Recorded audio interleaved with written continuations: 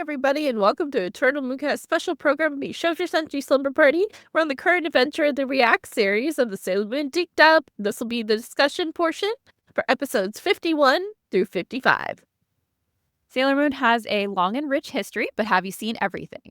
I'm Relia, and these are my friends Monica and Michi. We're three lifelong Sailor Moon fans who dove headfirst into the fandom and have stayed there ever since. We love being part of the amazing fan community surrounding this genre-defining series. If you've been watching and you'd like to jump to a particular episode, timestamps will be in the description.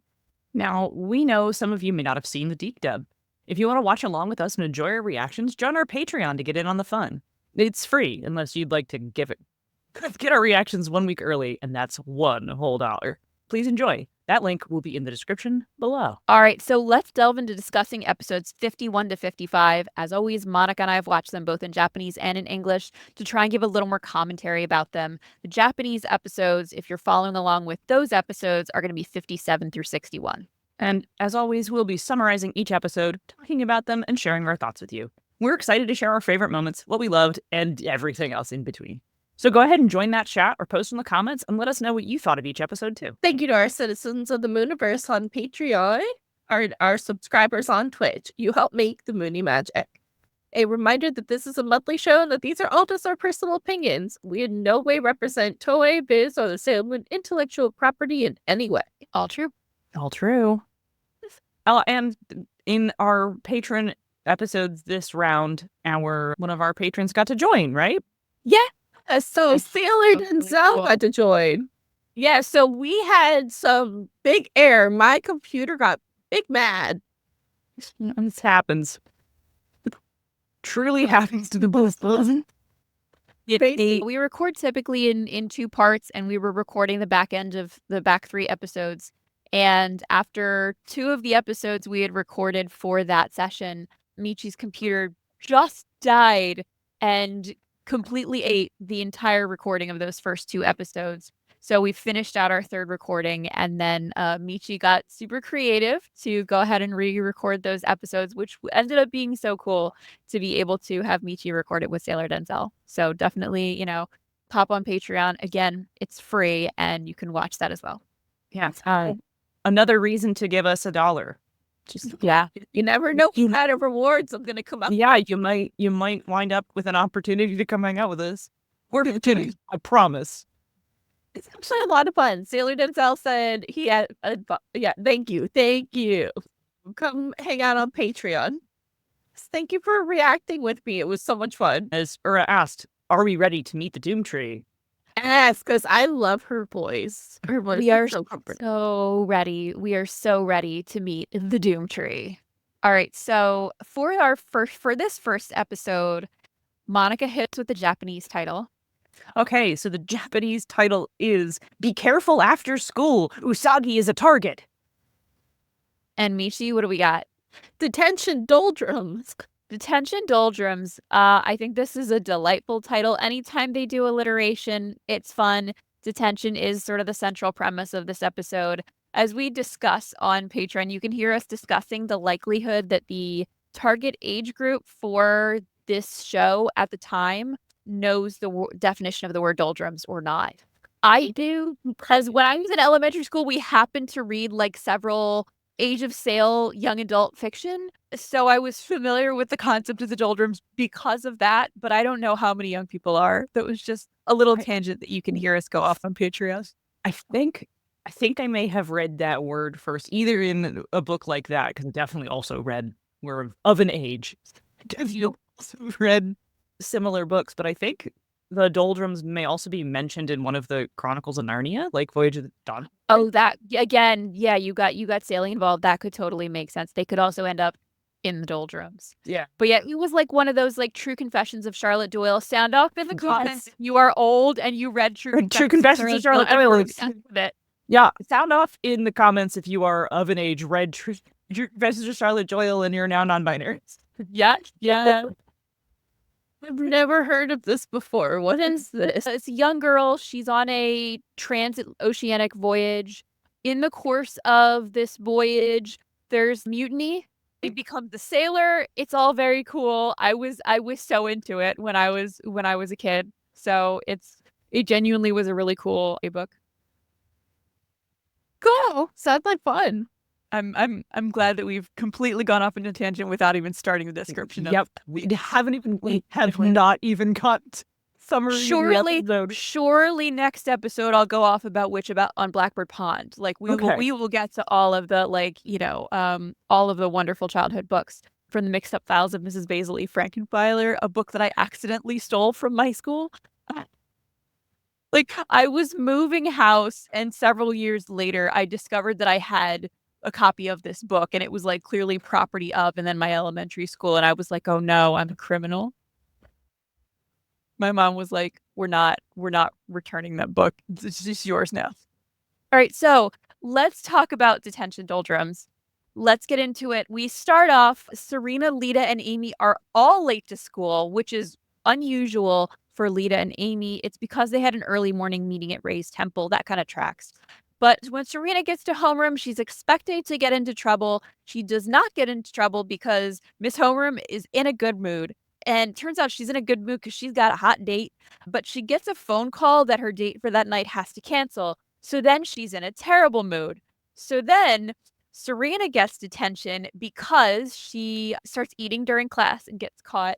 Anne gets detention because she's asked to read a passage in English. This is when they're doing their English lessons, but she's tired, and so she speaks in her alien language, which is just gibberish, and also gets detention. So in the afternoon, Serena's in detention. Amy is at cram school. The other three girls are like, okay, I guess we can't have a meeting. Let's go to the movies. And they take the cats with them. Love that for them. Miss Homeroom gets another phone call. Now the date's back on. She just forgets about the girls that she's left in detention. Serena's like, she's not coming back. So she wants to leave so she can catch Darian on his way home from school. Anne doesn't love this idea because she wants to catch Darian on his way home from school. So she suggests that they have a race to finish their detention assignment, and whoever wins that gets Darian. Serena, because she's nuts, agrees. Meanwhile, Alan summons a Cardian. He tells it, attack a school. But then he sees Darian walking down the street. He gets jealous because Anne has a crush on Darian and tells it, okay, attack Darian first. But the Cardian just ignores him and fucks off. Completely ignored. Just completely ignores him and off it goes. So back with Anne, she is feeling low on energy. She decides, okay, I could drain energy from Serena. The Cardian is by this time attacking Amy's cram school. So Amy messages the other girls who are at the movie theater. Meanwhile, Anne keeps attempting to drain Serena and comically failing every time through amazing physical comedy. The other girls find Alan and the Cardian and confront them, but the Cardian just fucks off again. Serena, meanwhile, is getting worried about Anne because she seems so tired. So she offers to try and help her. Anne's like, yeah, you can help me. Close your eyes and hold still for like 10 seconds. And then Anne starts stealing her energy. While she's doing this, the Cardian then appears where Anne is and attacks Anne. Alan and Anne transform into their alien forms. They like telepathically communicate about what the fuck is going on with this Guardian, and then they disappear. So the scouts all attack the Cardian. Luna finds Serena, tells her to transform. She does, but she's like too drained of energy to fight properly. So Moonlight Knight appears. He's like, oh yeah, she's been drained of energy, but if you just think yourself out of it, you can do it anyway. What if you just imagine having more spoons than you have? So she does. She dusts the Cardian. And in the epilogue, Serena and Anne both finish their assignment at the same time. So they agree it was a draw. And Serena's friends come to get her. And that's the episode. Okay, but this episode's really funny. Yeah, so this episode, I have such complicated feelings about it because I want to say up front that it is objectively not a good episode. This episode doesn't make sense. Whether in English or Japanese, they never explicitly explain what the fuck is going on with this Cardian, which is actually a huge missed opportunity for where this episode sits in the season and how easily they could have made this work with the lead up to the end of arc plot. But that said, it is so funny. Like there are some times where the comedic moments in this episode are phenomenally funny. Like I could watch Anne comedically failing to steal Serena's energy for the full 23 minutes. It's so good. Yeah, like the comedy of errors part hilarious. The rest of it, less. I enjoy all the abilities that apparently our alien friends have had this entire time. Yes, Suddenly telepathy. That would have been really useful for them to have many episodes ago. And is it only short-range telepathy? Could they have done it from farther apart at any given moment and never have done it? Or do they have to be, like, close up to each other? Unclear. Don't worry, they won't use it ever again either. Yeah, well, they're gonna be on their way out very shortly. So, no worries there. This introduced power will not matter at all. Never. No. Never. It's used in one scene to no particular effect, and then never again. And then never again. Patricia Homeroom's hot date is named Richard, I believe. That's what I have noted down in the DiC dub. But does she ever remember that? His name is Koichi in Japanese. Yep. Koichi. Okay. Yeah. Let's see. What other notes do I have? I don't have a ton of notes for this episode. Mostly goofs. They did cut from the DiC dub the part where Luna objects to the rest of the inners going to the movies, and Mina picks them both up, puts them in the duffel bag, and then ship it. Yeah, kids, don't try that at home, I guess. But it was hilarious. So also, another amazing comedic moment is when they're at the movie theater and Amy calls them, and she blatantly calls them during the middle of the movie. And so, like, obviously they could have also had people in the audience been like, shh, which would have been great. But so Lita and Mina get the message and they're like, all right, let's go. And Ray's like, but it's just getting to the good part, which is hilarious. So then they're like, come on, Ray. And they drag her out. And then, like, Mina is then still staring at the screen, like, kind of still trying to, like, rest into it. Hilarious. Like, they just went for it with the comedy in this episode at every turn, and it was great. There's an early scene where Serena, in showing up late to class, like, steps in a bucket with a mop and then, like, stamps around in the bucket, like, for an extended sequence. They really had fun with this one. But on the other hand, it was kind of nonsensical. Now here's my take on this episode. We're leading up to the idea that the Doom Tree is trying to communicate to them that what they're doing is not working and they need to do something different. And they could have easily, like, it's never explained why this one Cardian just, like, didn't fucking do shit that it was wanted to do.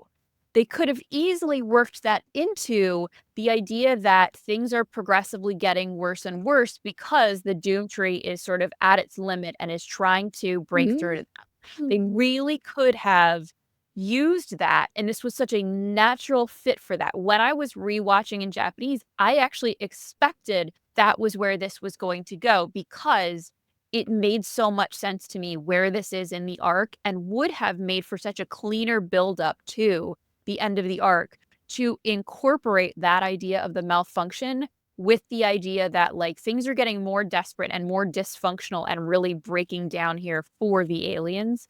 I think it would have been so well utilized and just wasn't. That's actually a great metaphor. One of our audience members, who I think is my friend Elliot. I think that's Elliot. Hi, Elliot. Twins get one telepathic message in life. Haven't you ever asked any of them? I was like, oh my god. Happy one. Hilarious. Yeah. Some other notes from watching. Julia called Anna and Usagi, quote, dumb as dumb. Yeah, they are dumb as dumb. They are dumb as paint. It's a cram school that Ami goes to, we finally see the name of, which is noted as absolutely pass cram school. Absolutely pass. Yeah. Love it. There is a flashing light warning in the Japanese episode. Yeah, there's like a pulsing, strobing bit. So just, if you're sensitive to that, be aware. Yeah. The DiC dub goes to the trouble of trying to explain away the movie, like talking about what movie it is and why they want to go see it. The Japanese is just like, I want to go see a movie. This is what kids do. Yep. Explained. They just go. I think trusting the audience a little bit more is better. The part where they didn't need to like. There's a whole unnecessary conversation about what the movie's about in the deep dive that they added instead of the actual conversation, which is, I think, about them not wanting to do something else. Probably not I studying. think Artemis is that's not what you should do with your after school time. And they're Yeah. but it's what we're good. It's what we're gonna do, though. I love all the moments where they get to be 13. Yes. Yeah. It's so good. In the Japanese, the DiC dub does not treat us to the Doom Tree making a drinking straw noise, which it sure does. I think that's about all. Most of my notes are just like, this is a delightful comedy of errors and things like that. Say, we did get some really pretty pictures from this episode. Let me share a few. Look how nice that is. Oh, yeah. Oh, yeah. The four girls get their own intro without Moon specifically, which is a delight. Right? Like, I actually really enjoyed that. But I was just a big fan of the animation team, whichever one it was.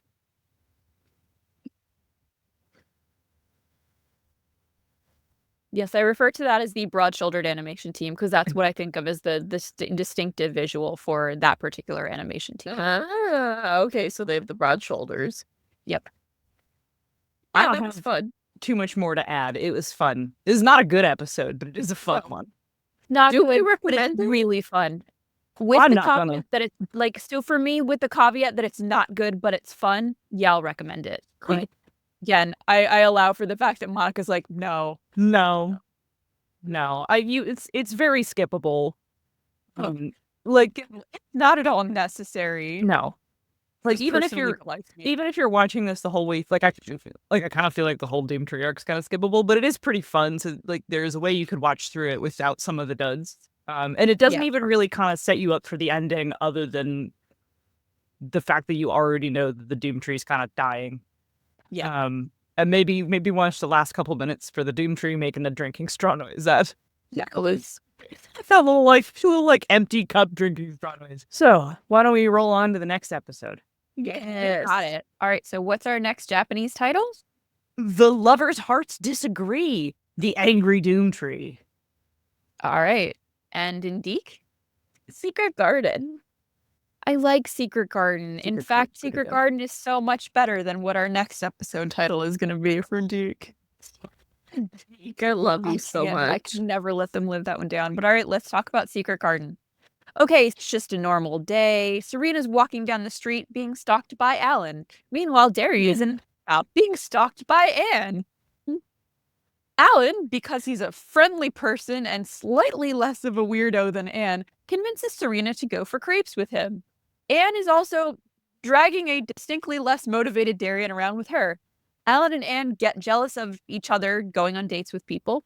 So they reconvene, they notice that the Doom Tree is dying, and they note that if it dies, they'll die, so they need to get it more energy. Serena, meanwhile, is attending a Sailor Moon-themed outdoor show. It's great. There are bobbleheads. There's like a bobblehead Sailor Moon, a bobblehead Jedi, which is delightful. She's having a great time. Melvin and Molly are there. They're like, wow, who would have expected Sailor Moon to get so popular? But Serena sort of is off her own world, like, of course I'm popular, which I love for her.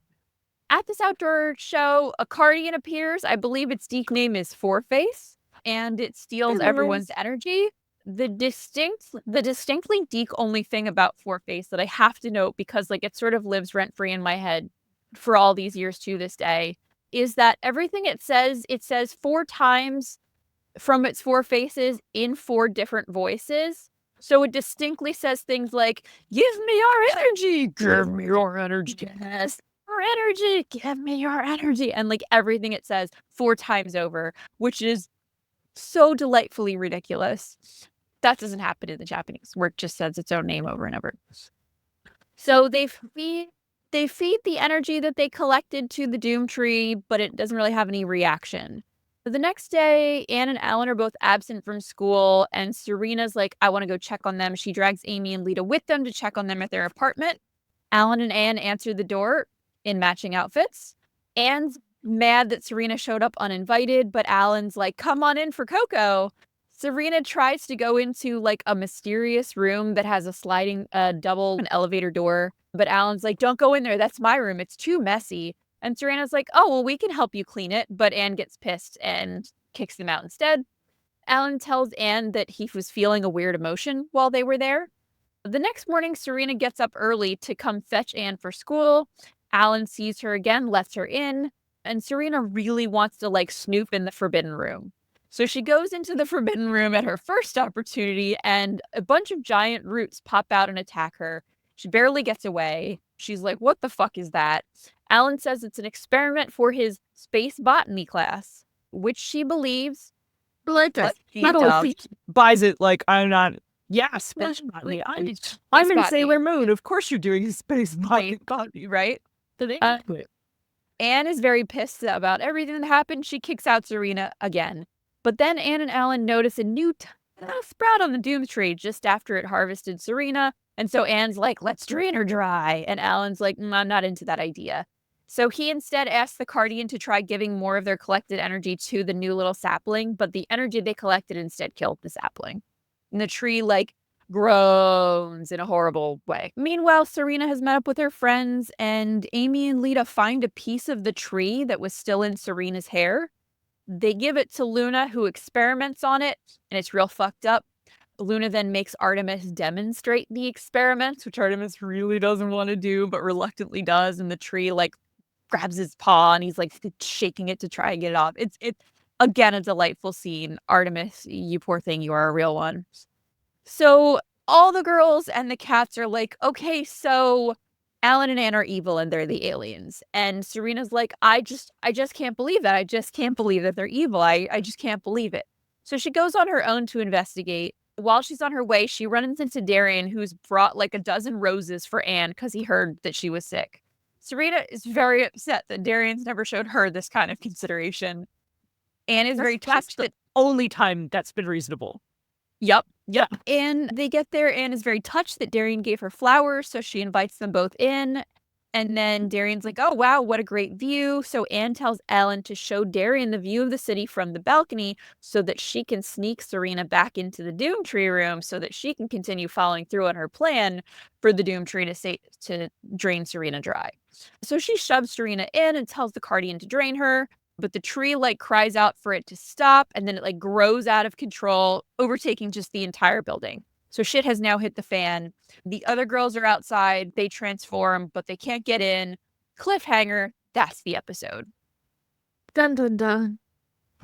Here's some difference notes. The monster's name is Yamandaka in Japanese. I don't have any more to say about that. That's what it's called. It's one of those monsters that repeats its name over and over again, which is annoying. Some other notes include the droopy Doom tree was more phallic than I remembered. Yeah, and I feel like they cut some of those from the DiC because they do. Yeah, a little bit. Yeah. I have a note that says Mako fucking hates both of them, and I loved it for her. Oh my god. So throughout the arc, Mako hates Anne so fucking much and isn't exactly super impressed with Alan either. Like, she's very over that, but she hates Anne. Yeah. Another note that says, I love Alan's crazy coffee maker. Yeah, what? I wish I had coffee maker. It's apparently, I mean, the translation that I watched was him inviting them in for tea. Although it looked very much like coffee. Coffee. Oh, it meant for cocoa. I know, but he could make it with cocoa. Because we can't say coffee to children. No, God. Ura says, Kotono Mitsuishi delivers a bone-chilling scream at the end of this episode. Yes, she fucking does. Yeah, she does. Oh, yeah. She never shoots to miss. I believe she had a birthday the other day. Happy birthday, Happy Kotono. birthday to you. Hey. Let's see. Alan discovers feelings. Yeah, literally. Yep. I have a note that I find this bit really interesting because these threats do not know about the silver crystal. Oh, yeah. No, at no point. Standalone filler. And like, this is genuinely a problem where like, they could have spent this whole time chasing the silver crystal to like feed it to the Doom tree because it's like an infinite source of energy, right? Like, that would have solved all of their problems, but these dingbats don't know to get this. It never gets used in this arc. No, not at all. Needed.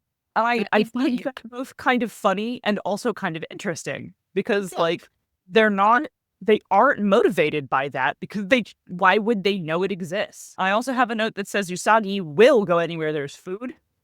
Anywhere and everywhere. That's basically how Anne gets her. Mm-hmm. Even though the cake was on the table, girl. Let's see what else. I believe they know the Japanese episode explains that the Doom Tree filters energy for the space elves' consumption. That it's necessary. They need. I guess they can't. This sort of explains the whole thing a little bit. They can't just take it from people, even though we see them trying. They need it filtered for consumption, I guess. Maybe, I don't know, energy straight from a person. I mean, there's no explanation for why it has to be filtered. Maybe it's like raw milk or something. I don't know. Like Maybe. energy straight from a person's too contaminated. It has to be filtered through the Dream Tree. So I presume I'm going to make this leap of logic that's not stated anywhere, but I can only guess that the Cardians do that for them. Maybe. I don't know. I've been trying to figure out why the Cardians are necessary this whole time. Ura says it gives them upset tummies. Oh, maybe it does. Maybe it's, oh my god, don't get me, but it's like a Twilight reference where like it has to be a certain area. Actually, I haven't seen Twilight in so many years. I shouldn't reference it. I also this episode demonstrates one of the things that I really like about, especially about Sailor Moon in general, but especially with the 90s anime, the little dips into horror here and there. Like when the Doom Tree grabs you, like there's a bunch of like scary shots where like Usagi opens the door into the Doom Tree and we don't see what she sees in the room. We just see her, and then she's like silhouetted against the light coming in from the kitchen, and you get this sense of like whatever she's looking in there is foreboding, right? Yep. And then like it grabs her later, but then she has that like little sprout in her hair, and everyone freaks out about it, and they knock it off, and they're like, "Oh, it's just a twig." It writhes on the ground, and everybody's like, "Oh shit, It's fucked up. It's fucked up." And then Artemis, they managed to make poor Artemis touch it. Like, you're not right. Yeah, I love Luna. Want to, and Luna forces him to. Yeah, poor dude. Such a bitch about it too. She's like, well, don't be a baby. And it's like, look, you do it. Don't see you volunteering. Nope. Yeah, I like those elements. Let's see. Do I have any other cool notes? Can we just talk about the fashion in this episode though? Yeah, 'Cause let's talk about the fashion in this episode. I kinda dig it. Like, I'm not gonna lie, like the twin fashion is on point. I enjoyed their matching outfits. In Japanese, when the girls get to the door, I believe that like Lita's like, "Wow, you guys are wearing matching outfits. That's kind of weird for a brother and sister. That's more of a couples thing, don't you think?" Like, they like a She couple. hates them so much. It's great. Hates them. She hates them. I would love to know Susan Roman's like opinion on Alan and Anne. I love in the morning when Serena comes to get Anne for school, Alan just pops in with his toothpaste in his mouth in his pajamas and he's like, "Serena, you came again to see me. Yay." Like he's as excited as a fucking puppy whenever Serena shows up. Anytime and every moment. Yep. No, like it's just like so good. And also just like their outfits are so cute this episode. Like, look cute. Yep. Definitely. Yep. Amy and her French flag with some sort of weird pill on the front. But the rest of their outfits are adorable. Can you go back, like, I think it was one away where Usagi, yeah. So this entire scene I don't know who painted the animation cells for this, but for some reason, this entire scene, Usagi is completely tinted in orange and like nothing else is. She has evening lighting and nobody else does. And just her. Like, I don't know who made this decision, but it's consistent throughout the entire scene from every camera angle, and it's unusual. It's one of those where it's like, it's not bad, it's just very weird. Because then, like, look, like, then she's not in that light. She's normal colored, and then she's just orange and pink for some reason. Just her. Mom was Just normal her. colored. So a couple other things that I wanted to mention about this episode. One, in the Japanese, Luna and Artemis do actually know what the Makaiju tree is. They're like, "Oh yeah, it's a tree that like thrives off of energy that it claims, but we don't really know anything else about it. Like, it's a thing that they had heard of from presumably the before times. So it was a thing that was known to people at that time, which implies that the tree has been, I mean, it's at least been around for 500 years or however long it's been since the time of the Solar Millennium. Yeah, 1,000 years it could be. But who knows if it's been in space for 1,000 years or if it's just existed for 1,000 years. But either way, Luna and Artemis have heard of it. It is a thing that they know of existing, but they don't know much about it, which was interesting. That is a lot of difference. The other thing I wanted to note about this episode and the episode before it is in the Japanese, in both last episode and this episode, Anne makes it clear that her intention is to suck all of the energy out of So in the previous episode, Anne was like, I'll just drain her energy and then that'll kill her and then I can have Mamo for myself. Like, she explicitly intended to kill her. And in this episode, once she realizes that, like, actually she has the premium energy, she's like, again, we can kill her and get all of her energy. Let's kill her. Like, she explicitly, in both of those episodes, makes it clear that she wants to drain so much energy from Usagi that she will die. And that's definitely not covered in the DiC dub. Yeah, no, they're very murderous in Japanese. Yeah. And DiC, they're just happy, like brother and sister. And DiC, they're feeling better in DiC because they've had cocoa. Yes, it warmed their heart. No one's drinking any coffee, so nobody's like super caffeinated and wound up. No, we figured it out. They're having their cocoa and cookies, I guess.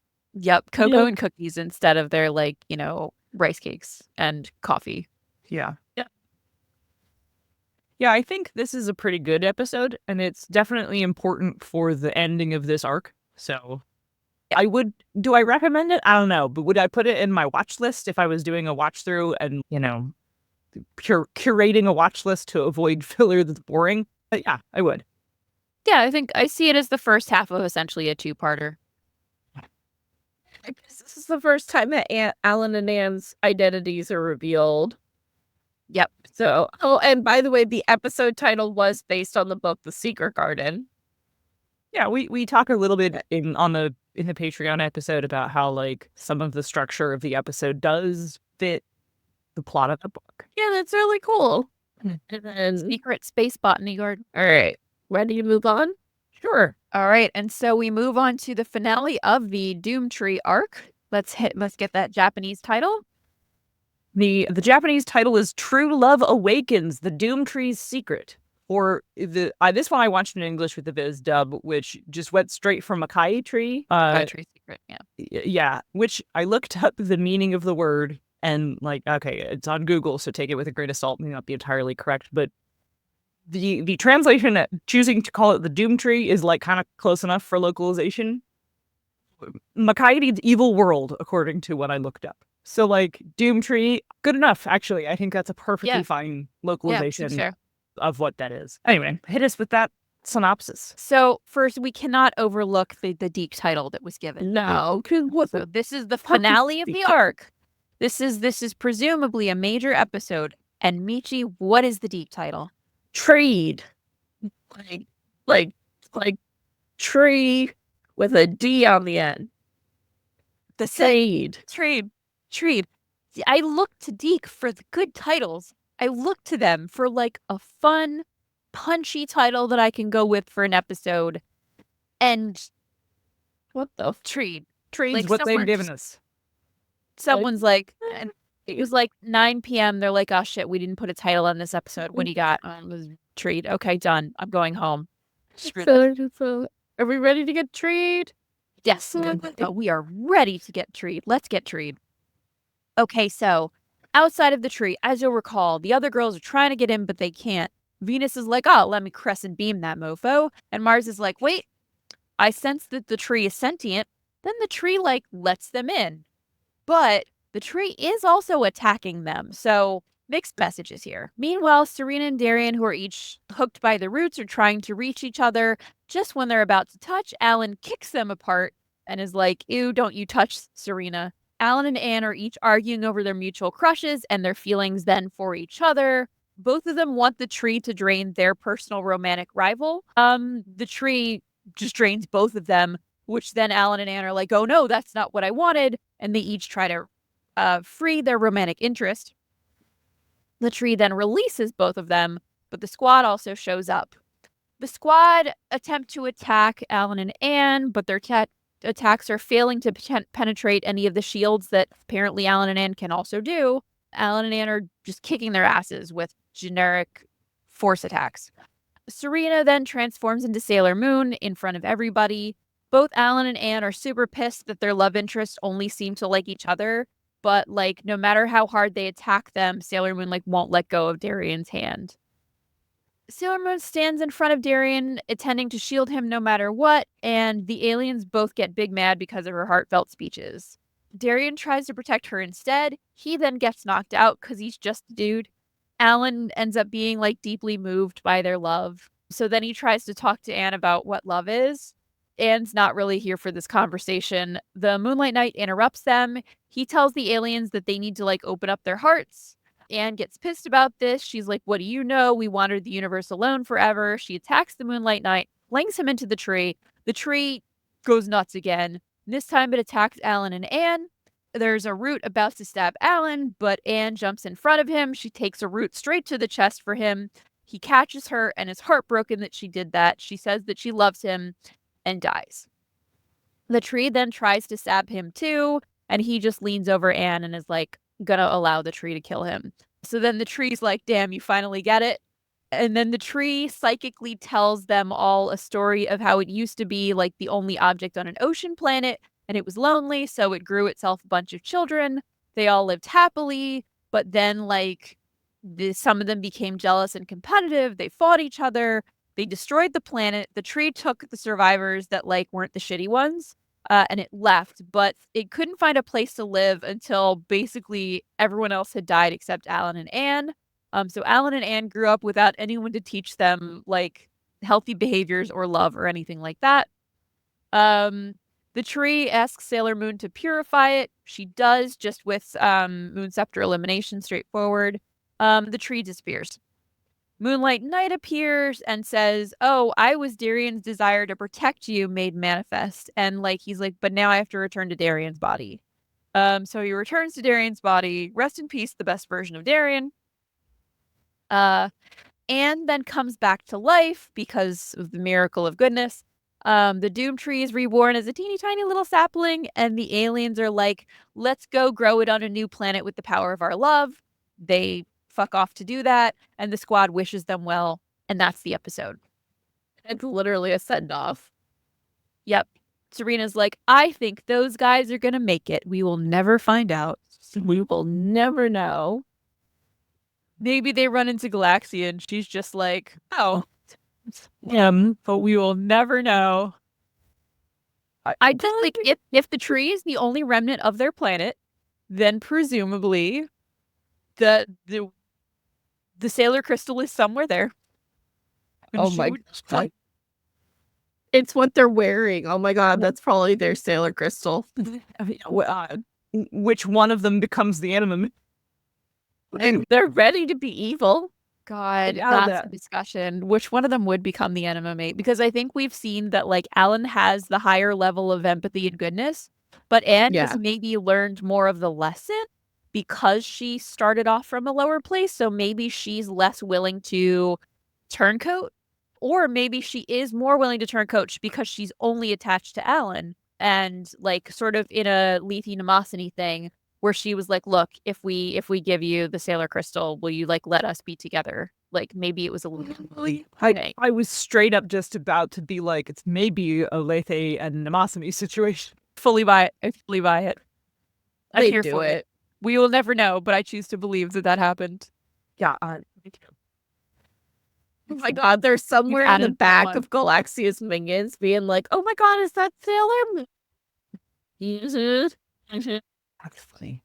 You know, they're like, so while you guys are doing that, can we have another mission? Maybe we'll hold down the fort somewhere else for you, Galaxia? Maybe not on Earth, where we kind of like those people. Well, I also could see both of them just getting eliminated because But Galaxy is very clearly gay. Alan's charm is not going to work here. Like, the float is gonna nothing. Yeah, his charm not going to work, and Alan doesn't take orders. Yep. They did. Like, like, solidifies that otherwise you're gonna give him an order, and all it's gonna be is Anne's ass and Alan trying to flirt, and oh god, That's the end of it. so Yep. She's like, I have no real need for this spy. at least the tree will survive. So still put bracelets on Anne and Merc Alan. Alan. But like Anne is very straight. Like she's very straight. Yeah, And defiant. There's two really important character flaws. She has never licked a single boot in her life. and she will do anything to get to the top. And I mean, like, look what she's willing to do to the only other person that she loves. Yeah, or says she will with brainwash. Oh, so what do Right, we think so, of the sorry. true identity of the Moonlight Knight? It's dumb. It's long. I mean, it's a very forced excuse for, again, the best version of Darian. He was only ever nice and supportive, and he was so much more of a contributor in combat situations than Tuxedo Mask has ever been. But then he reemerged with actual Darian, who kind of sucks. I agree with this. Moonlight Knight and Darian kissed when they fused. I mean, it's already weird. Like, I left a note that said I had completely forgotten that the Moonlight Knight is Mamoru's astral projection. you forgot. Yep. You both. I knew the reason that they were two separate people was stupid, but I had forgotten that it was literally like just a manifestation of his will. So, like, in a way, like it's dumb, it's contrived. But if the anime had leaned into Mamo's manga powers, I feel like there could have been a better argument for that being a thing that, like, Prince Endymion could do. Like, because his powers are very much rooted in, like, empathy and the power of the mind. True. And, like, I feel like if this storyline had been in the manga, that would have fit so well as a result. Because you would have been like, oh yeah, other than Tuxedo smoking bomber, all of his powers are shit like that. But in the anime, there's virtually no sign of his powers other than what we're about to see in the next 2 episodes. And I think it comes up in, I want to say it's the Nahelenia Stars arc where he spends his whole time giving his energy to Chibiusa. Yeah. But like those are some of the few times in the anime where he uses powers. I actually think that's in the manga. I don't remember if he gives his energy to Chibi. Oh, maybe not in the anime. Maybe don't maybe. It's in the third Oh, season. yeah. Okay. I just remembered there was definitely a point in time where he just hangs out by her bed, like just feeding her energy the whole time. Yeah, because they take her pure heart and then Oh, her alive. what is it? Yeah. Okay. I'm with Yeah, you. yeah. Yep. Thank you. Yeah, Thank you, everybody. He gives his energy to Chibiusa and S when Saturn eats her heart crystal. Yeah. Thank you. All right. I knew it happened at some point, but Yeah. I'm also correct about what happens in the manga, but he's not him went out when it happens in the end. any notes on this one from the Japanese for you, Monica? Other than I looked up what Makai means, only to confirm whether or not Doom was a decent localization, and it is. Let's see. I have it says another entry in the Mamoru is a damsel in distress list. I believe there's a flashing light warning in this episode too. I believe it. Yeah, I fully believe it. it's either in this one or the previous one. Just beware in all of these 3 episodes. These last 3 episodes, flashing lights. Yeah. You notice that the Doom Tree backstory is basically the same. DiC didn't really change that. Yeah. I guess it was safe enough. It was a very good, like, be careful of your planet. Yeah. Real good screams. Some real good screams in this episode. The Viz dub gave the Doom Tree a like chill lady voice. Yeah. I did not watch this one in Japanese, so I don't know if she has a lady's voice in Japanese or not. I believe she does. Yeah. Okay. I also forgot that was a thing. I also have a note that says this ending's kind of dumb. Yeah. Ending's kind of dumb. The classic Sailor Moon, cheesy, everybody wins, happy ending. Oh, I don't dislike it. I just think I don't dislike it. put it together is dumb. It is dumb. And the thing is, I feel like they could have carried forward the themes that they were going through here more strongly in a lot of the previous episodes to make this payoff feel more earned. Okay, yeah, that makes sense. That's about it. I don't have a ton of notes Okay. in this episode. You kind of covered the whole synopsis, and the 2 episodes are not that different. Like, it's shocking. This is a case where DiC is shockingly faithful. I don't think they they didn't cut out a ton from this episode. They did cut out a joke, which I loved so much that I wrote. Okay. And you wouldn't expect there to be a joke in this episode where it's like, oh no, we're in danger the whole time. But so right at the beginning where the girls have like fought their way up to the apartment where Alan and Anne live with the tree, the girls break in and they're like, oh my God, here we are. And Mercury shouts, Usagi, are you okay? And Usagi mumbles, of course not. It was hilarious. She was just like, of course not. It was so good. I'm very sad that they cut it. My only other note, and this was fascinating to me in this episode, I specifically wrote down in all caps, the animation is all over the place in this episode. Oh, They yes. literally That's had what I multiple talk different about. animation teams working on this episode. Like you can see, that's the beautiful, I call that like sort of the noodle animation team. That's kind of their strongest team. Everyone looks the most attractive, but like sometimes their limbs will be so balletically bent that they're a little bit anatomically weird. But like that's the noodle animation team. They generally are the big guns that they pull out. But some of the shots were not animated by you can see her legs look kind of noodly because they're so over exaggerated. Some of the shots were not by the really good animation team and are like really bad. They are blatantly by other animators. And it was surprising to me to see a single episode have multiple animation teams work on it. All of the ones where the girls are getting attacked are all the beautiful animation team. All of these that have this bright lighting and the girls getting attacked, you can see they're sort of balletically posed. But that was a different animation team that you just saw in the close-up on Sailor Moon. And this animation team, like that is a distinctly different animation team. There's several very close shots of her that have that same animation team. And it was just unusual to me to see them using more than one team to animate. And I like the way they end it, where it's very cute and friendship oriented as well as romance oriented. Yeah, Yeah, you it think was very that not just being like, well, you're dead, bang. I think them getting a little to be returned to space, having learned a lesson, ? Is slightly better than an execution. But And this is the first time that like I wish it was made more of, because this is the first time in the anime, obviously it never happens in the manga, where they got to redeem the main villains instead of killing them. Because obviously all of the Shitano, like they tried to redeem Nephrite and then he bit it anyway. And then obviously Beryl, she bit it, Metalia bit it. So this was such a happy ending for them to get to fix things, and everybody lives and everybody goes home happy. So And it's like kind of nice. yeah, I it was really sweet. enjoyed it. so that's the Doom Tree arc. That's the Doom Tree arc. There it was. I think it's better than it gets credit for. I think it trimmed it down to the length of the Nehelenia arc. It would have been stronger. It was too- I agree. I mean, to be fair, that Nehelenia arc before Stars is so good.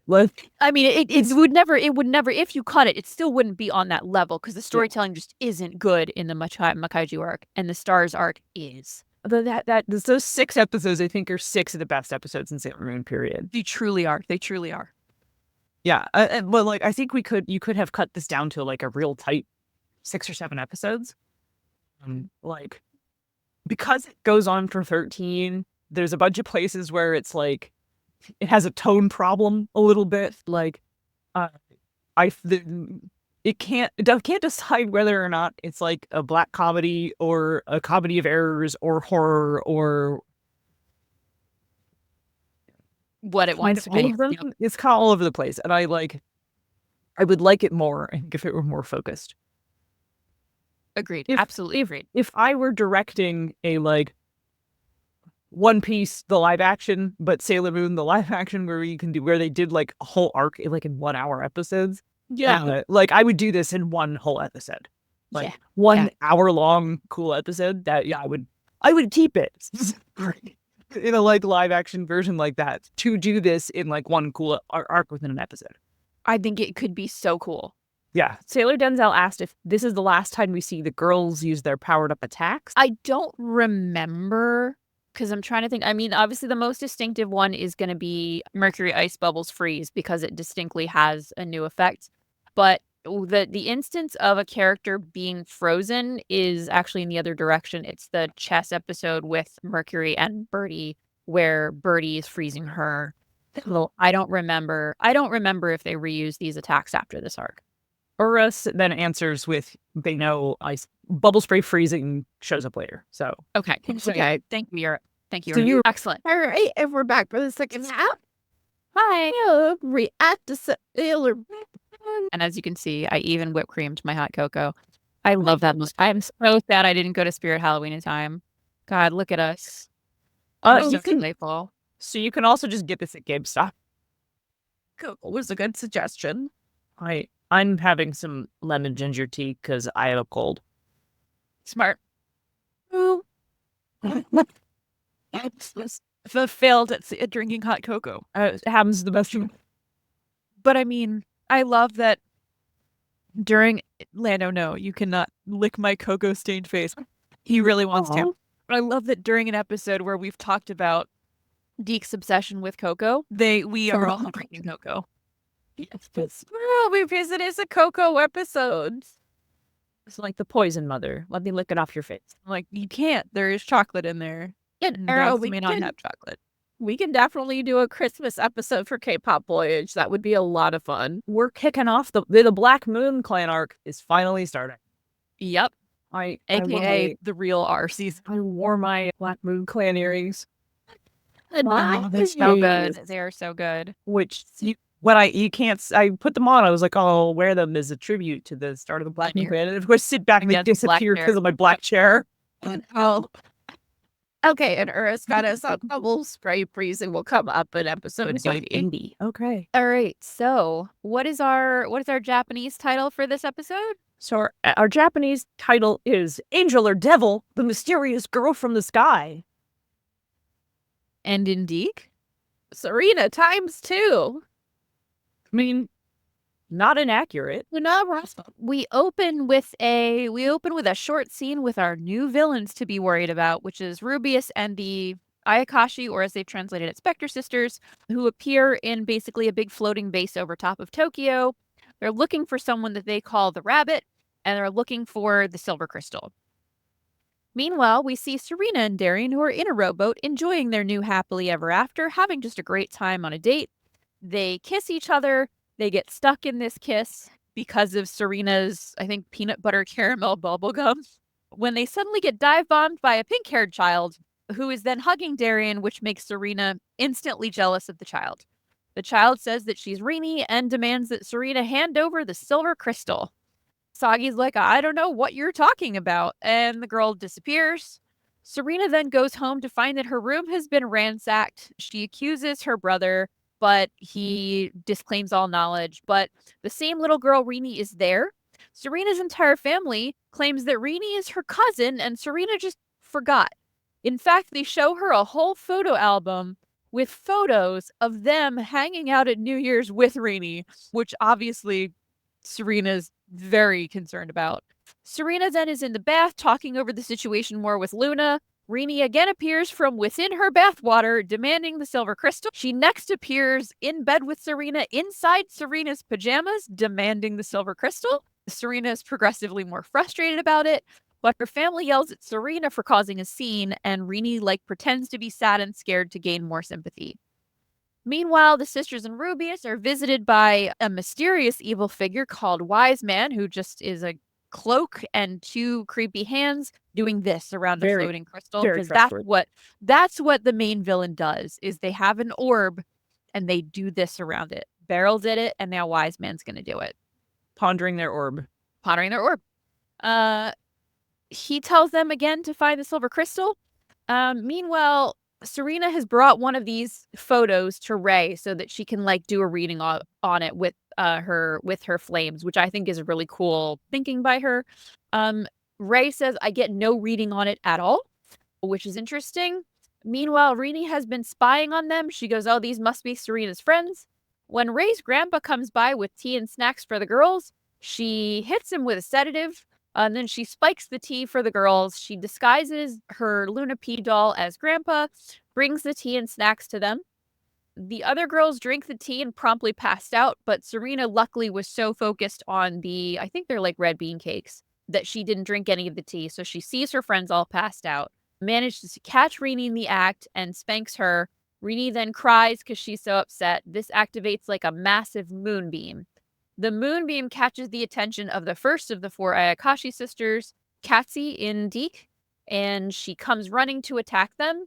She shoots flames, which are kind of her thing, at Serena. Rini runs off. Serena transforms into Sailor Moon. They fight. Tuxedo Mask also shows up and rescues Rini. Sailor Moon uses Moon Scepter elimination, but Kathy dodges it and then teleports away. Tuxedo Mask is holding Rini, and he suddenly gets this like psychometry vision of a crystal city, but he doesn't say shit about it to anybody. Kathy, meanwhile, reports back to the evil squad, tells them about Sailor Moon, tells them about Tuxedo Mask. Serena then is watching over Rini in her sleep. Now that she realizes that this weird, horrible kid also has people after her who seem to be even more evil, she now kind of wants to help this kid. And that's the episode. That's the episode. Part of it obviously straight from the manga. Yeah, both straight from the manga and also not. There's like bits of it that are and bits of it that aren't. Like the whole Black Moon Clan tracking down the rabbit. That's very clearly straight from the manga. We had this episode has the iconic Chibiusa with the gun scene edited out. It's completely out. Yes, they did edit it out of the deep dub. It's such a good gag, though. We spent a lot of our react part discussing how this walks the line between like horror and black comedy, but doesn't really lean into either of them in a way that I think does it a disservice. And I wanted to bring that up here because that's a good thing to talk about. Yeah, I think it's perhaps the most interesting thing about this episode. If you are old, sound off in the comments. If you've seen a movie starring Elijah Wood and I believe Macaulay Culkin called The Good Son, where a profoundly evil child gaslights the entire family while like committing murders, and only the good child, Elijah Wood, knows that he's been murdering the whole time, and he can't convince anyone of it because like the child is pure evil and is playing them all and is like, oh, I'm a sweet innocent child. It is like that movie fucked me up for years. When when asked to name like what is a true villain that like actually unsettled and scared you in a deep way, I would always say it was Macaulay Culkin in The Good Son. Like it was an unnerving experience because it was like, oh no, this could really happen. This isn't some, elaborate, funky, stabbing murder. The whole premise is just that like he convinces everybody that he's just a normal good kid and like no one will believe Elijah Wood. It was so good. So that's what I think of when I think of this episode where Rini is being just incredibly creepy and incredibly manipulative the entire time, and Serena cannot get her family to believe her. It delights me. I wish they had, as you said, either leaned into it as like black comedy or as horror. Either one could have been so good. Like it very clearly wants to be funny, and I kind of think leaning more black comedy would have been better. Sailor Moon very rarely goes all in on horror. It's like it uses it as like an element to heighten tension and like to set stakes. Like it'll create a stake where it's like, oh, this terrible thing is about to happen or like could happen. And so it'll use this like horror element to make you a little frightened because you know the heroes are going to step in and solve it. And like it really uses that element excellently throughout all of it. I mean, the manga I think does this the best, but the 90s show keeps that element particularly well. And like turning this episode entirely into a horror show is the wrong call. I think I think we have to go black comedy with it. Because you can't turn on a dime and suddenly be like, she wants to take care of Rini now. Right. If you entirely made it a horror show. Right. I think you have to go black comedy with this. Let's see. My notes include a note that just says, "Welcome to these messy gays." First thing I wrote down when the Black Weave Clan shows up. I do like the code name, the Rabbit. Yep. That's fun. I also yelled foreshadowing when she falls out of the sky and kisses Mamo straight on the mouth. That'll never come up again. No. Don't worry about it. Don't worry about it. Don't worry. Oh, it's this episode. It has a flashing light warning. Okay. But the Chibi Moon's stick up makes me laugh every time. Like, the tone of that scene where she is like, "Give me a fucking silver crystal." Because we just showed their little toy gun, which they know is fake. Like they both are pretty confident that it is fake. it's not real. Like, and that tone is the right black comedy tone. Agreed. Right. Where she's holding her up. She's got a gun, and they're like, I think that's not a real gun. Yeah, I feel like they're like 75% not a real gun, but like 25% that maybe is a real gun. It's so funny. That scene is so funny, and like I wish the rest of it met the same dark humor. Yes. Yeah, and then she does in fact pop a cap in Usagi's head, but it's a little sticky dart. Like a little that has a suction. flower on it. Yeah. I think it's a flag that says bang in Yes, in the the manga. Yeah. Yeah, which is Either way, both scenes are so funny. I find that part hilarious. Julia stopped hating on Mamoru this episode to hate entirely on Chibiusa instead. It's the right of lying little passage. shit in this episode. I think it's kind of the only correct response. She drugs people. She, brainwashes people. Like, she does all kinds of horrible things in this episode. Yeah, Julia was really rooting for Usagi to just hit her. Good news, in the Japanese, She does. a real strong spanking. Just not the English dub. Yeah. I also watched this one in the Viz dub. They refer to Wise Man as, quote, Great Wizard Wise Man. Interesting. We are offered no explanation as to why these teens with attitude are following a weird space wizard, but I can just only assume that they're astrology gays, and that's why. Literally. They live in a dimension of mirrors. That's all they wanted. I have another note that we're back on manga-driven plot, so the silver crystal is once again relevant. The DiC dub cuts out Usagi corporally punishing Chibiusa. Sure does.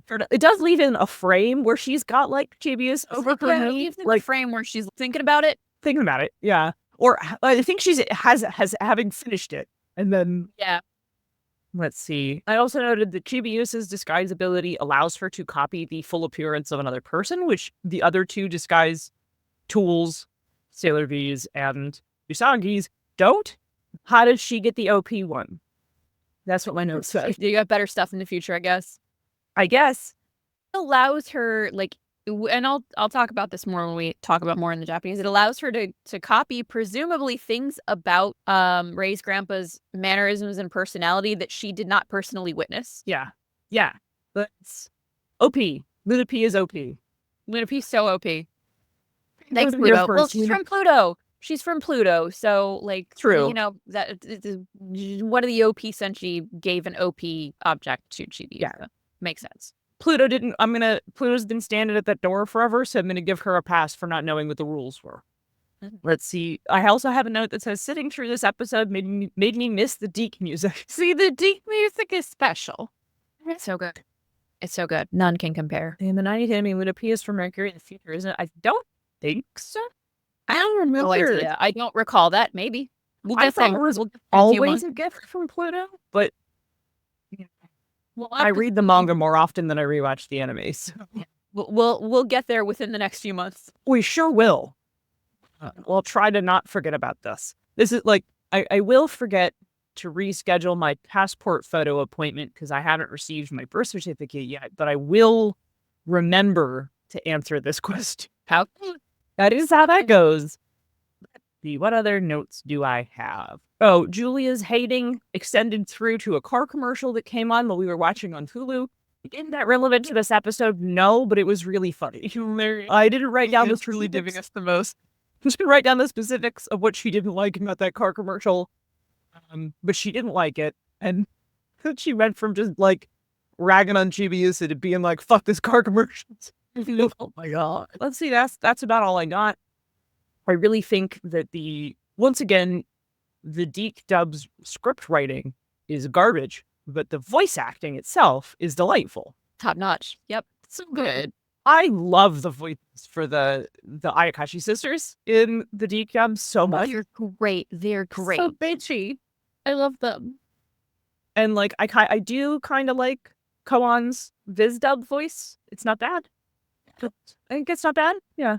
But it's sort of got the same problem that like we consistently have with the Viz dub, where everyone sort of sounds the same. Unfortunate. But you know, that's not an individual performer's fault. Serena Times it feels refreshing. There was no Monster of the Week this episode. Don't worry. Yeah. They'll be back. Yep, we'll get to that in the next episode. All right, so let me see what I've got. Okay, my personal favorite difference, because it's so stupid, but I love it, between the Japanese and the DiC is, so in the Japanese episode, right at the beginning, when Serena and Darien are like on their, you know, perfect little date, at the end of the date, they're like, wow, this is so amazing. And they like stare at each other and then they kiss. And then the Japanese is just a really long, loving, like sweet kiss that just goes on and on for several beats. But in DiC, they decided instead, because this is a like very long kiss scene, they decide to have Serena and Darien realize that their mouths are stuck together. And Darien's like, you need to cut back on that. I think it's like peanut butter caramel bubblegum. And they're like each mumbling, oh, I'm stuck. I can't get out. Before Chibiusa dive bombs them. This was like, they didn't need to put that in at all. And they did. And it's so stupid and so silly. And that's why I love it. Like, because the voice actors then had to give it their all to sell it, which made it so funny. So yeah, that's a little DiC only goodness for you. Let's see. Oh, that's also go ahead. there. I don't know if you're about to say this. There's also a bit where Ray does her divination for them, and then do you want to say? Go for it. Oh no. Okay. Well, yeah. They're like, what did you? She's like, oh, it's revealed something terrible. And then they're like, what? And she's like, your ass looks fat and cut off. Basically. That kimono's too nice for me. It's hilarious. My God. All right, let's see. Oh, so I wanted to note that, so in the Japanese, obviously we get the extended scene where Chibiusa puts a gun to Usagi's forehead and is like, give me the silver crystal, tell me where it is right now, give it to me right now. And I just wanted to note that, like, even with a gun to her head, Usagi does not give up this information. It is so baller of her. Like, there's absolutely, she at least thinks there's a chance that this is a real gun being pointed at her head by a child that just fell out of the sky, and she still absolutely fucking no-sells it. Like, she is not cracking a bit about the silver crystal. It's very impressive.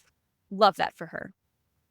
Yeah, it's one of those moments where, like, Usagi's bravery is really important. And sometimes the 90s show gets caught up in the gag a lot and makes her out to be sort of an annoying wimp when that's not really her character. Right. She's really more of a courage is not the absence of fear type character. Like, yeah, she's a do it scared character, but then occasionally just has like a ramrod for a backbone. Yes. No, I'm not giving the silver crystal literally gun to my head. She's like, child, I've faced worse than a small child with a gun. I just wanted to note again my delight with the like increasingly ridiculous places in which Rini appears, trying to get her to give up the location of the silver crystal. Like, Usagi is in the bathwater and she just appears from underneath the water in a little like shower cap with Luna P on her head. I forget if Luna P also has a shower cap or not. I don't think so, but it would be so good if it did. And like in the bathwater, it's just like, give me the silver crystal. And then in the next scene, Serena's like laying in bed in her pajamas, about to fall asleep. And then Rini is not just in bed with her, she is underneath Usagi's pajamas. She is in the pajamas with her, like trying to get her to give her the silver crystal. And so in the entire rest of the scene, her pajamas are like completely disheveled because they had a child inside of them. Yep, there she is attacking her in the bath. They really, really had fun with it. I'm sad they don't have one of her inside of her pajamas because it's so Sad part.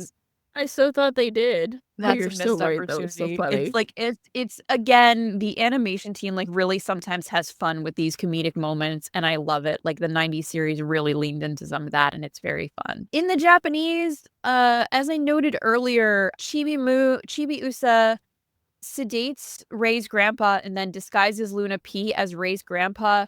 Luna P as Ray's grandpa shows up, attempts to once again flirt with all of the girls aggressively. Ray gets upset about it. When grandpa finally leaves the tea with them, she's like, I can't believe that my grandfather flirts with teen girls. That's so embarrassing. Like, the show even calls out how messed up that is. But, like, the fact that Rini never witnessed that happening, like, she just didn't see that. But Luna P somehow read that that was part of Grandpa's personality and included that in the performance. Oh boy. In the fight with Sailor Moon and Katzy in Japanese, when she dive bombs Katzy, she yells Sailor Body Attack. So whether or not we count this as a real power is up to your discretion, or whether she just was jumping at her and deciding to give it a magic power name, which I also love. I think it's the latter because that's funnier. It's funnier. Let's see. The only other thing I wanted to note is when Tuxedo Mask is holding Rini and he gets the vision of a crystal city, which he again doesn't say anything to anyone about. This is a rare example in the 90s anime of Mamo using his main power, like his most magical power that he has in the manga, which is specifically psychometry. When he touches things, he receives information telepathically, visions, information, it comes to him. And so I think they sort of couldn't get around having that happen in R, so they left it in, but generally that's been cut out of the 90s series in favor of him just not having any magic powers and throwing roses. Which it's interesting that they chose that to make him less powerful, even though he was less powerful to begin with. Right, he already wasn't competing with any of the girls power-wise. They didn't need to be like, oh, it'll be confusing if a man also has magical powers. They could have just let him have magical powers, but I don't know why they made that decision. No powers for Mamo. Or coming in saying the moonbeams are an interesting gimmick. That is interesting. Yeah, the moonbeam is interesting because, like, this calls back to episode 1 of season 1, where, as you will recall, when Sailor Moon gets scared, she cries really loudly, and the Odango shields on her hair light up, and it creates like a concussive sound beam that knocks out everything around her. And so it's like sort of almost an interesting callback that they both have this similar power where like there is a profound power to their cries. Ooh, I think it's cool. It shows there can be power in anything. And it shows the way in which Sailor Moon's power specifically is connected to her heart. True. You know, I never put that together. Just put it together now. Yeah.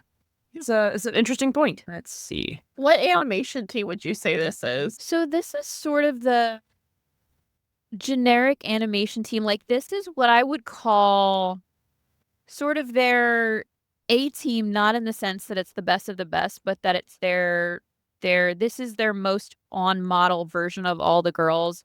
Their prettiest team is, as I said, the Noodle team, but they sort of only bust them out for like finales, and it's just such a distinctive style. This one, everyone is very on model, and none of the animation frames are like super wonky, but there's no distinct markers to this style because this is sort of the way the characters are meant to be drawn and presented. And that makes sense for what is really the first episode of this arc. Agreed. But it's interesting. It's interesting to also see all the stuff that they cut out. Oh, absolutely. Absolutely. And I think like it's such a shame that like I feel that the Black Moon Clan in general are in some ways have the most fodder for fan fiction exploration, and I imagine many authors have, because if you look just at the Ayakashi sisters and how superficial they are and how much they really just want to have cool funky fashion and really cool makeup and things like that.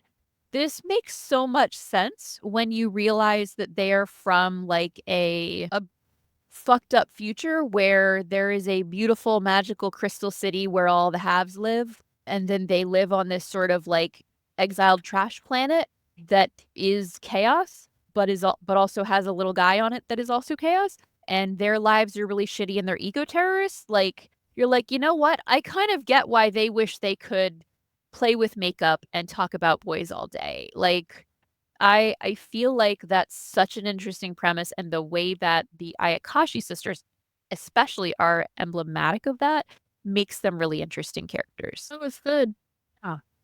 Shall we speaking of the Black Moon Clan, we've got another episode. Oh, this episode is rough. Okay. This was really hard. Rough. Well, Big mad episode. Okay, so what's our Japanese title? our Japanese title is Huge Shock for Usagi. Mamoru declares a breakup. And that's the plot. We don't need to talk about it. Yep. All right. Anyway, done. All right. See you next month. Okay. Good night, everyone. Good night. Goodbye, Chris.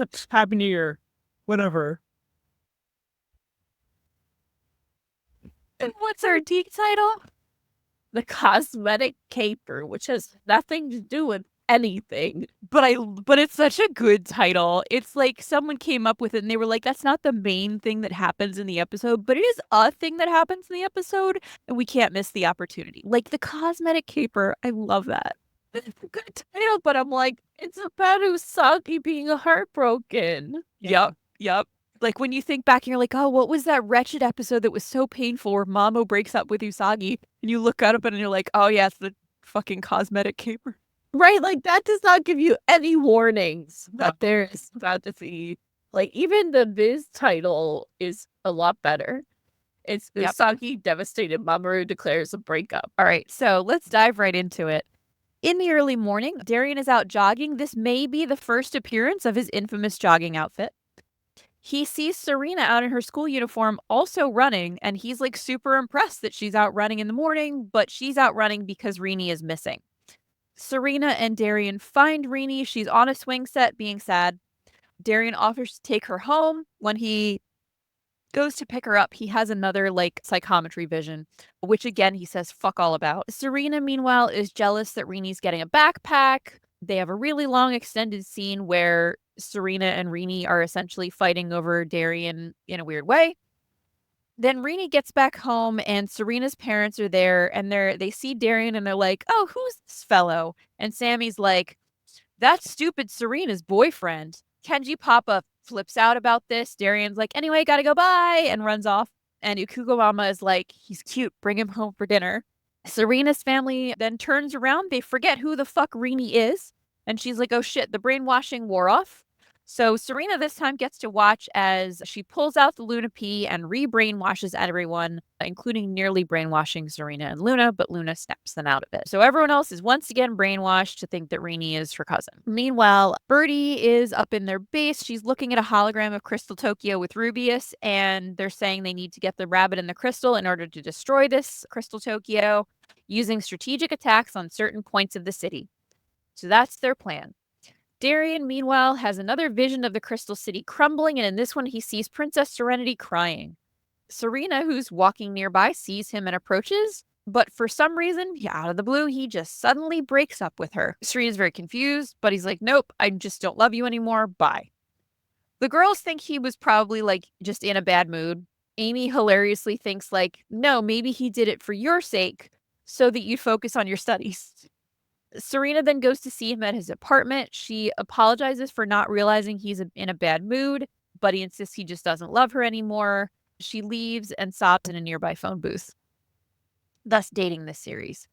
Meanwhile, Birdie takes over a little dinky shop and starts selling evil cosmetics. She wears a super cute outfit, and in the DiC, she does a hilarious Southern Belle accent. It's great. Serena goes to this cosmetic shop, and the teller there says that the makeup will make her boyfriend take her back.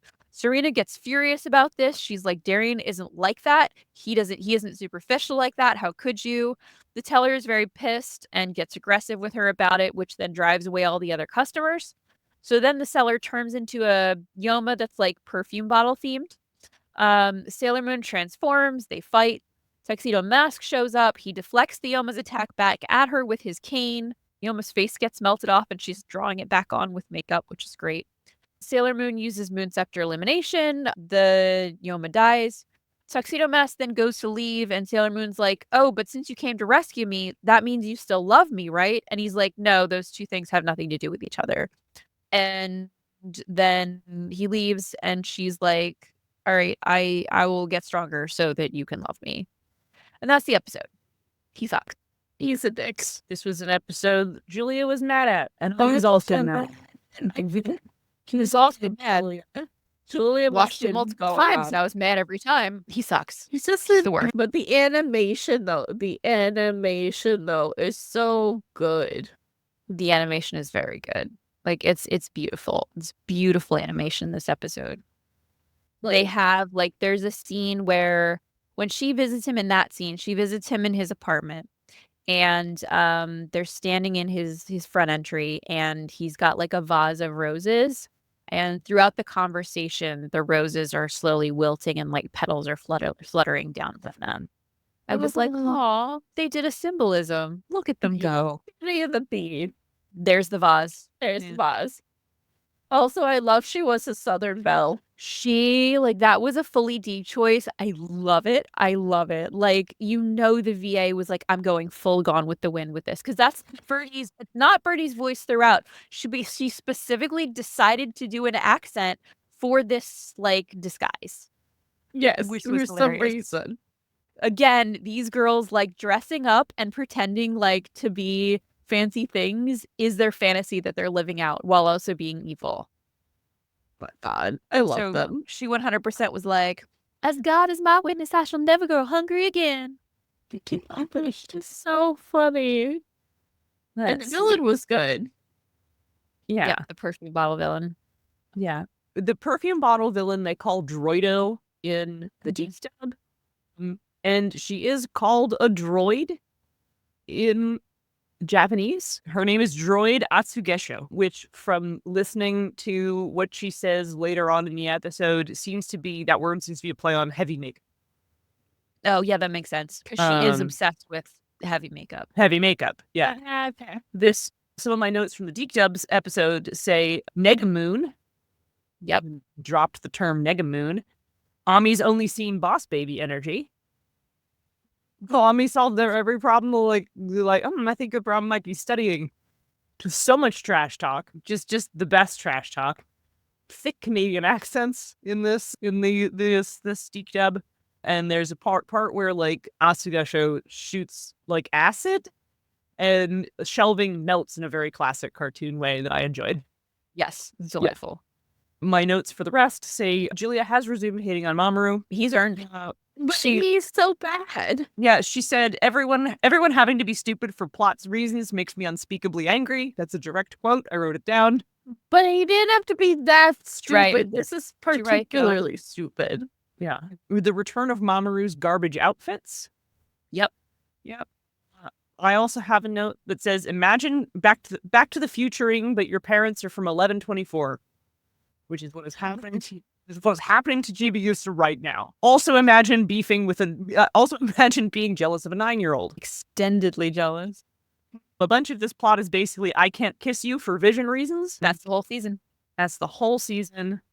The version that we watched, I mean, I think it's the same as the Japanese just dub, if anyone was watching that too, went from the like intense breakup scene straight into the cutesy eye catch, and that was really kind of a tonal whiplash.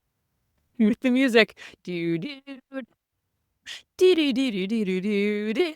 And then like Sam. Song him like weeping in a phone booth on the ground. Yep. Oh boy. let's see. I do like Usagi sticking up for Mamoru at the evil makeup counter. They're like, yes, change your, all men are the same, change your appearance. And she's like, no, And she is furious. Furious, You yeah. rarely see her as angry as she gets in that scene. Oh, it's for sure. And that's the comments. Sorry. You want to put some of those. So, or starts out with a good one. This is what happens when men who don't know how women feel try to write for women. And then the Black Moon Clan don't use Yoma, they use droids, says Sapphire makes. Yeah, that's true. Yeah, Sapphire, most valuable player on that team. And then Usagi logic is, my man is leaving me for a 6-year-old. Like, girl, get your shit together. Facts. Somehow Usagi logic. In the extended piggyback scene and during the beginning of the episode, in Japanese, Chibiusa does literally say, no, Mamoru is my boyfriend now. What the fuck? Yeah. Who said Let's see. So in DiC, when the parents meet Darien, Ikugo Mama is like, he's very cute, bring him over for dinner sometime. In Japanese, she says, bring him over for dinner sometime when your dad's out. Oh my god. Yeah. All right, let's see. Also, what kind of man is this, that this is how he deals with the vision from the future? The worst man. The very worst man. He sucks. And then everybody's fighting over him. There's not really a lot of internal logic to why he decides he's not going to talk to her anymore. Yeah, why he decides that's the way he prevents the future from coming to pass. No, he goes from like 1 to 100. It's not. Would never. I mean, you're not wrong, Sailor Dendo. Say I would never. Oh, an interesting note. When Sailor Moon uses Moon Scepter elimination on Droido, the droid, she crumbles into dust. She does not yell cleansing or do any poses. She just crumbles into dust. So perhaps we will see that continue throughout this season. Perhaps cleansing does not happen to these particular Yoma. Could be absurd. I don't have a lot of interesting notes in here about JP. This episode is just very depressing. I think this is an episode, I would say the scene in Mamo's apartment with Usagi and Mamo individually as a scene is so strong because you get to see a classic example of Usagi trying to hold it together through suffering, where she walks in, her friends have just been like, oh no, he was just in a bad mood. And she's like, so she's smiling and she's like, wow, it's because I'm so dense. Like, I'm so sorry. I'm so dense that I didn't even realize that you were in a bad mood. She's instantly like blaming herself. And then he's like, no, I wasn't in a bad mood. So then she like desperately moves on to Amy's suggestion and is like, well, I'll study harder. And it's because I'm not studying hard enough. I can study harder for you. Like, she is so ready to blame herself for this breakup, but is still trying to put the brightest face on it. It is a heartbreaking scene to watch. And it's so rough to see them do like individually really good scenes. And then like most episodes and most scenes in the episodes are like bad. But you're like, oh, they can do so well. Why do they only bust it out for little moments?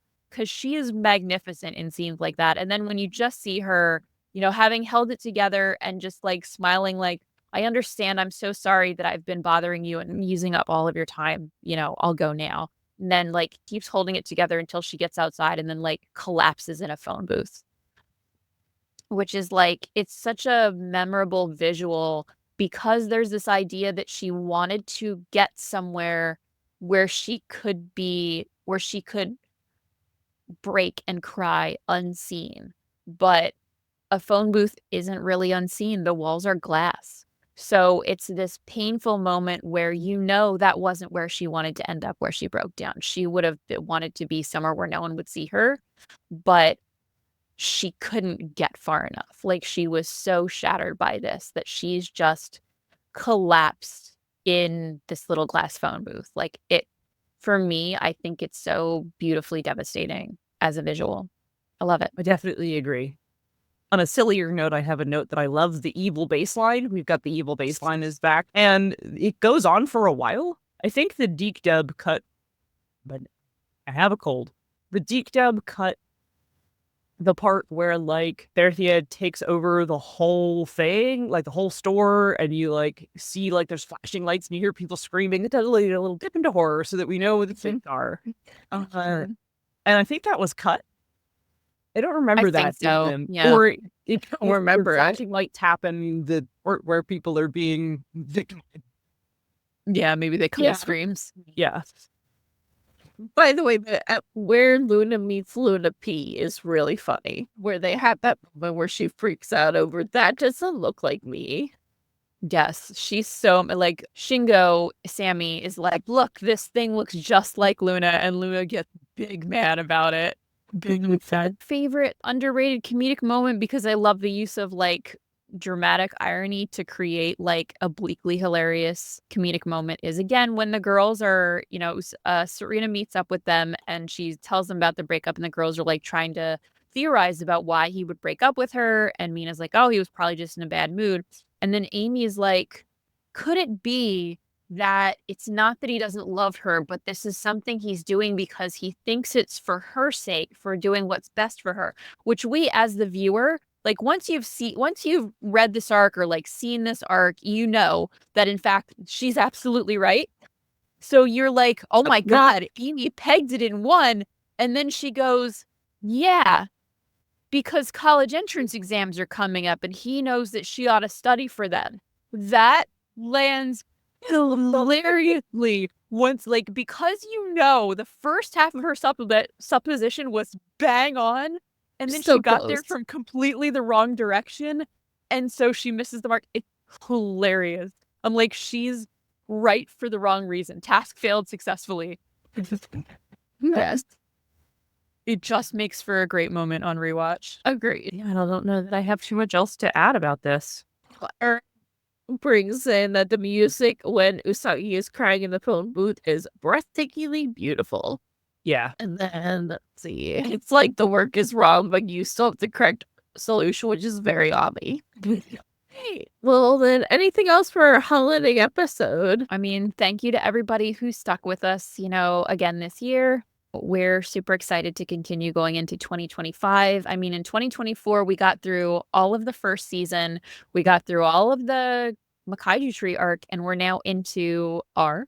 It'll be very exciting. It looks like we'll be able to do the rest of R and get into S this year. And I'm very excited to watch S, which I think I haven't watched in years. So I'm super excited to see that. I'm both excited and dreading it because I know the Cloverway dub is the Oh God, I have the cousin. You better have to watch me suffer through this because that genuinely It's gonna make me so offends mad. Like make it me so genuinely mad. offends me. It Yeah. makes me mad. Like it's not funny to me. Like I'm gonna be so angry. It's going to be funny, but it's not funny. I'm genuinely upset about it. Yeah. But then we also get to watch it in Japanese, so I'm gonna get to watch it like Yes. Yep. immediately super the soul from like They're the cousin too. And gender and girl. When she talks and whenever they have Michelle talk about her ex-boyfriend Dave or whatever the fuck his name is. Brad, and it's just Haruka in every scene. Like, oh, I believe this. And it's just Haruka. It's I literally just Haruka. genuinely wish they had just gone with, oh my God, they were roommates. Like, just don't say anything. It would have been better if they just didn't say anything. Exactly. The cutest Yeah. boy in school. Too. And it's really the cutest boy in school. I gotta say that Brad did have a certain something. I love Amara and Michelle. Me too. I love Amara and Michelle. No, I was also very mad that they didn't give Haruka a like 3-syllable or 2-syllable like gender neutral name. Yeah, like because Haruka is a gender neutral name, Yeah. could have easily given Amara a gender neutral name. Neutral name like Mackenzie. There's so many could have like Leslie, a gender neutral name. Neutral name. Morgan, Yeah. gender neutral name. Yeah. Jordan. Plenty of options. Jordan, Yeah. great choice. Very butch. Love it. Yeah. Yes. Forever ago, I wrote a Sailor Moon send up like short story about like the previous generation of magical girls having to help the new one. Like, it's literally called The Torch. It's about passing it, like not helping the next generation. I don't know if it's any good. I wrote it like 10 years ago, but the main character was very clearly a Sailor Urine, a stand-in, and her name was Jordan. What's the whole thing going? If I recall correctly, the prototype dub name for Haruka was Alex. Alex. Which again would be perfect. Why perfect? That was great. I presume that's mouth flaps reason. Could be. Yeah, Amara and Enchanting have the same amount of lip flaps. But you still could have been like Mackenzie. Yeah, there's Mackenzie, same number of flaps. I'm sure there's plenty of 3-syllable gender neutral names. I think that Amara was close enough, and they just tagged it. Yeah, I guess, but Amara sounds so feminine. Like, it very much sounds like meet a man named Amara. Amara, yeah. I mean, maybe there is a man out there named Amara. It's a big world, but like, it's me, Mario. But we are aiming to an English-speaking audience, and it sounds very feminine to an English-speaking audience. Anyway, that's what you're going to hear for like 6 months. It's just going to be mad about it. It's going to be somewhere around summertime, and we're going to be so mad. So mad. Are you ready for us? Have we figured out where we're getting Clover Way? You own it. Okay. All right. Good. Don't worry. Yeah, we'll rage about lesbian censorship. It's coming. It's coming for us. Do we want to watch any of the movies? Watch the movies. I mean, that would be such a palate cleanser, because the R movie is very close to my heart. I have it, I think. I'll have to double check, but I think I have it. But I don't have the dub. I have the DiC dub. Yeah, I don't have it dubbed. But Michi does. We Christians could watch both. We could watch both. Yep. Palate cleanse. I almost said to palate cleanse before we start Cloverway and ask butcher me one of my favorite parts of this. I would love to watch the movie. Yeah, that'd be great. That'd be great. Yeah, maybe we'll do something special with Patreon. Yeah. Or I suggest we should watch the movies after their respective seasons, and I agree. Yep, makes sense. And I it does not matter how many times I see the Moon Revenge scene. Like, I choke up every single time when they're burning up in Reentry. I'm just like, Moon Revenge. Every time. Every time. Did they put in a different song for it in DiC? I think so. I don't remember a Moon Revenge. I mean, that's a try. That is unnecessary. Of all of the I love DiC music, and you know that I do. You know that I do. But Moon Revenge does not need to be replaced. No, I'm pretty sure it got replaced. I'm pretty sure that was a rights thing because all of that music was replaced. Fair. Yeah. And The Power of Love is also a banger. Yeah, Power of Love. It's a great song. Like, they never shoot to miss. But Moon Revenge is just so good. Yeah, I used to listen to it on the bus going to high school. I love that. Hell yeah. But maybe we can do like a Patreon can watch along with us or something. We'll figure it out, but it's something special. That would be fun. I mean, if nothing else, we could always do like a Discord watch along. That's what I'm thinking, like a Discord watch along. Join our Discord. Yeah, because we haven't been using our Discord enough, and I feel like that would be a good start of use. Happy holidays. Happy New Year. And with that, we come to the end of our show. Thank you for joining us for Bishoujo Senshi Slumber Party, Sailor Moon DiC Dub, episodes 51 through 55 discussion. As always, our fellow Moonies, check us out on all our socials and follow us to find out the next time we're going live. You can find all our links in our link tree in our Don't forget to tune into Eternal Mooncast on Friday, January 10th for a theory of could the future of Sailor Moon be in live action with Katie Cosplays. This is our makeup episode for October. Awesome. I've been your co-host, Monica, and if you want to know what I'm up to and interested in, feel free to follow me at Daywizard Emporium on Tumblr. Keep up to date with the progress on the novel I'm writing, which I finished. I'm actually about to send off to an agent as soon as I finish writing my synopsis, which is extremely difficult, actually. And I also promised Sailor Moon fans will love, as well as see whatever else I'm enjoying at the moment. I've been your co-host, Relia. If you like what I do and you want to follow me on social media, you can find my most active socials popping up on the screen below. If you want to follow my cosplay adventures, you can find me on Instagram at Relia Lacadamon. Or if you want to follow my artwork, I'm on Tumblr at Art Crystals and on Blue Sky as Relia. Thanks as always for supporting the show, and join us for our next slumber party in January. As always, I've been your host, Michi. You can find my personal socials at MEW21 across the web. For my K-pop reactions, you can check out K-pop Voyage, but you can also check them out on this Twitch channel. I go live and do the reactions and then edit them for YouTube. For our parent show, Eternal Mooncast, you can find previous episodes of our show on YouTube. This episode will be coming out not this Monday, but the Monday after. We appreciate any likes, comments, follows, or however you'd like to support our show in your own way. As a quick reminder, these are just for our personal opinions. We celebrate all respectful Mooney opinions here. Happy holidays, and everybody have a great new year.